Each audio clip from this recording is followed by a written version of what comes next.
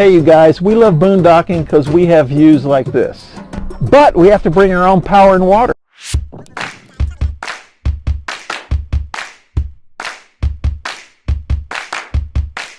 We use solar panels for our power. I did a separate video on that. I'll put a link down below.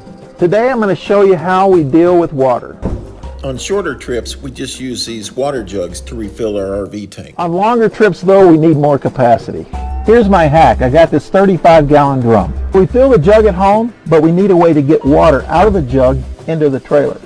When I first bought the jug, it came with 2 threaded caps. I got a threaded 3/4 inch spigot, so I went ahead and threaded this in. I also have a little vent and a little adapter just so it will vent the tank. Now that we're at the campsite, I'm going to show you how we transfer the water out of here into the trailer.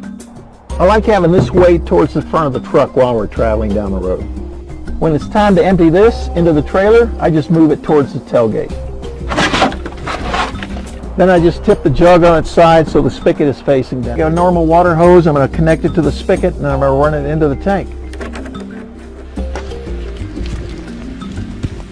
And just put the end of the hose into the fresh water connection, not the city water connection. Just open the vent and open the valve, and we're going to fill our tank up. Obviously this tank is not under pressure. It's all gravity feed, so you need to make sure that the tank is actually above the level of the water tank itself. You're going to know when the transfer is complete because the water is going to overflow at the water connection, and just turn the spigot off and you're done. You can even enjoy a little bit of nature while your tank is filling up.